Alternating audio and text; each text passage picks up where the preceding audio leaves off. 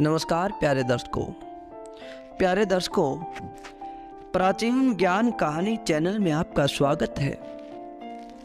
दोस्तों, आज हम आपके लिए एक बहुत ही प्यारी और रोचक कहानी लेकर आए हैं जो हर एक घर के लिए बहुत जरूरी है। दोस्तों, आज आपको पता लग जाएगा कि हमारे घर में, हमारे जीवन में सबसे बड़ा धन क्या है, सबसे अमूल्य धन क्या है।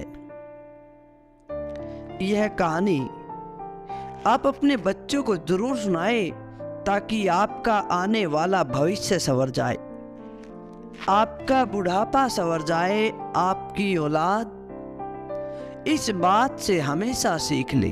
तो प्यारे दर्शकों, इससे पहले हम इस कहानी की शुरुआत करें। अगर आप हमारे चैनल पर नए हैं तो चैनल को सब्सक्राइब जरूर करें। आपका एक सब्सक्राइब हमें हौसला दे सके, क्योंकि आपका एक सब्सक्राइब हमारे लिए बहुत महत्वपूर्ण होता है। तो प्यारे दर्शकों, आइए शुरू करते हैं आज की बड़ी ही प्यारी और ज्ञानवर्धक कहानी। दोस्तों, किसी गांव में एक बूढ़ा व्यक्ति अपने बेटे और बहू के साथ रहता था।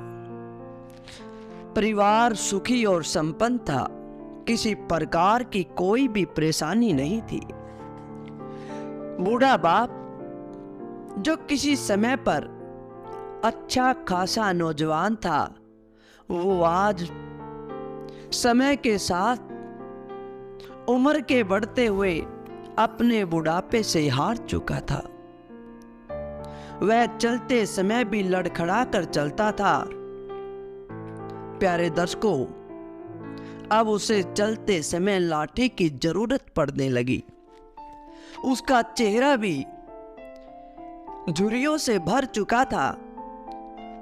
वह बस अपना जीवन किसी तरह से चला रहा था। घर में एक चीज अच्छी थी कि उस परिवार में जब भी सब लोग खाना खाते थे तो खाना खाते समय पूरा परिवार एक साथ बैठकर खाना खाता था।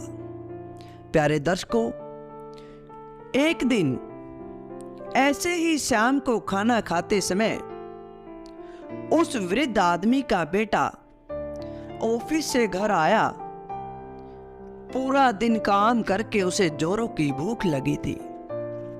दोस्तों, इसलिए वो जल्दी से खाना खाने बैठ गया और उसके साथ उसके दोनों बच्चे भी और उसकी बहू भी जल्दी जल्दी से टेबल पर खाना लगाकर खाना खाने के लिए बैठ गए।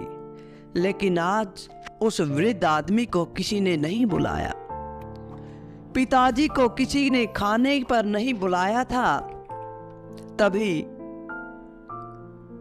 उसके एक पोते ने आवाज लगाई कि पिताजी, दादाजी को भी बुला लीजिए।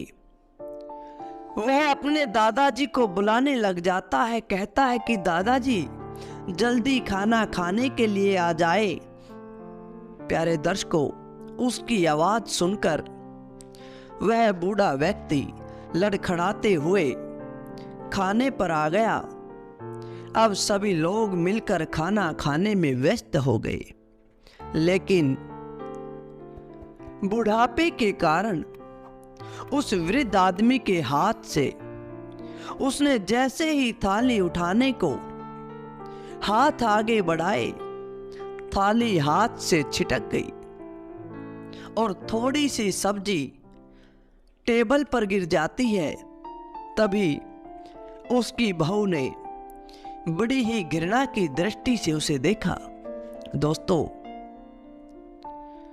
अपने ससुर को इस प्रकार से देखा और फिर से अपना खाना खाने में लग जाती है। किंतु वृद्ध आदमी क्या करे, बुढ़ापे की वजह से हाथ कांप रहे थे। अब उसने खाना खाना शुरू किया तो खाना कभी कपड़ों पे गिर जाता तो कभी टेबल पर। अब इस बात को देखकर वह बहू तो और भी ज्यादा चिढ़ जाती है। कहती है कि हे राम, कितनी गंदी तरह से खाते हैं। पिताजी, मन तो करता है तुम्हारी थाली किसी अलग कोने में लगवा दूं, तुम्हें अलग थाली में खाना दिया करूं।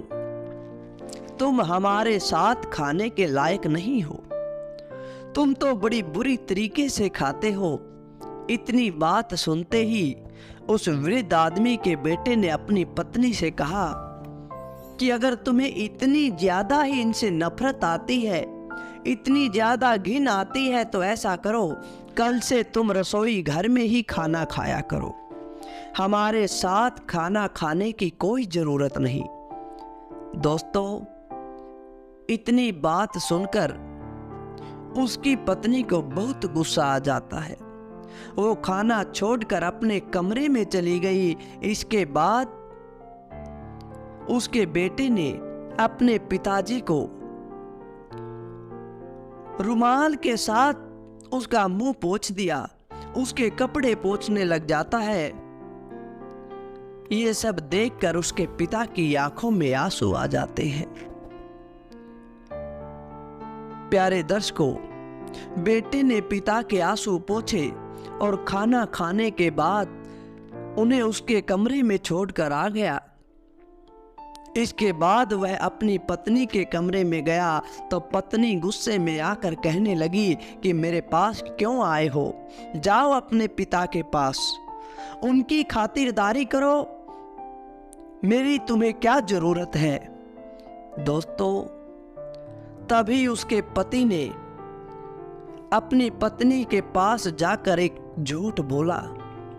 झूठ कहा कि देखो, मैं तो तुम्हारे पास इसलिए आया हूं, तुम्हारे घर से अभी अभी फोन आया था, तुम्हारी भाभी तुम्हारे पिताजी से बड़ी बदतमीजी से बात कर रही थी और कह रही थी कि तुम्हारे पापा सबसे अलग बैठकर एक कोने में खाना खाएंगे, उनका खाना अलग से दिया जाएगा। ये बात सुनते ही उसकी पत्नी बड़े गुस्से में हो जाती है। कहने लगती है कि मेरी भाभी की इतनी हिम्मत, मेरे पापा को ऐसा कहे, मैं भाई को कहकर उसे घर से निकलवा दूंगी, क्योंकि वो घर मेरे पापा का है, भाभी के बाप ने दहेज में नहीं दिया। वो इतना हक जता रही है। गुस्से में उसने न जाने क्या क्या कह दिया। तभी वो अपने मायके में फोन मिलाने लग जाती है। दोस्तों, तभी उसे ध्यान आता है कि खुद उसने भी तो अभी अभी अपने ससुर को उल्टा सीधा कहा था, उन्हें एक कोने में खाना देने को कहा था, अलग से थाली में खाना देने को कहा था। ये सोचकर उसने फोन नहीं मिलाया और उसी समय उसकी आंखों में बिना रुके ही आंसुओं की झड़ी लग जाती है। यह देखकर उसके पति ने उसको संभाला और सीने से लगाकर कहा कि मेरी प्यारी पत्नी, अगर तुम्हारी भाभी तुम्हारे पिता की इज्जत न करे तो तुम्हें कितना बुरा लगता है। उसी तरह मेरे भी तो पिताजी हैं, ये सब कुछ उनका ही है, और आज वो वृद्ध हो गए तो क्या हुआ, तो अब उनकी इज्जत या फिक्र हमें नहीं करनी चाहिए। क्या तुम्हें मेरे पिता को अपना पिता नहीं समझना चाहिए? अगर तुम मेरे पिता को अपना पिता नहीं समझ सकती तो तुम्हारी भाभी को भी तुम्हारे पिता को अपना पिता समझने का कोई हक नहीं। क्यों करे वो तुम्हारे पिता की परवाह? यह सब सुनकर उसकी पत्नी और भी ज्यादा अफसोस करती हुई रोने लग जाती है और अपने पति से माफी मांगती है कि अब मुझे सब समझ में आ गया और मुझे माफ कर दो। अब से मैं कभी भी पिताजी से घृणा नहीं करूंगी और जितना हो सकेगा मैं उनकी सेवा भी करूंगी। प्यारे दोस्तों, वाकई में पति का पत्नी को समझाने का बहुत ही अच्छा तरीका था, वरना कई लोग तो इस बात पर अपनी पत्नी से लड़ाई शुरू कर देते हैं। और दूसरी बात, हर बहू बेटी जिस तरह अपने पिता से प्रेम करती है या उनका आदर करती है, उसी तरह उन्हें ससुराल जाकर अपने सास ससुर का आदर सम्मान करना चाहिए। क्योंकि हमारे माता पिता या घर के कोई भी बुजुर्ग हमारे लिए सबसे बड़ा धन होता है। जिस घर में माता पिता या बुजुर्गों का अपमान हो, उस घर में कभी भी धन दौलत नहीं आती, उस घर में कभी भी शांति नहीं रहती, उस घर में गरीबी का आना तय है, उस घर में दुखों का पहाड़ आ जाता है। तो प्यारे दर्शकों, आप अपनी संतान को जरूर समझाइए, यह कहानी सुनाइए, उन्हें बताइए कि हमेशा अपने माँ बाप की इज्जत करनी चाहिए। तो प्यारे दर्शकों, यह थी आज की बड़ी ही ज्ञानवर्धक कहानी। कैसी लगी आपको आज की यह कहानी? अच्छी लगी तो लाइक करें, शेयर करें और कमेंट के द्वारा हमें जरूर बताएं। धन्यवाद दोस्तों।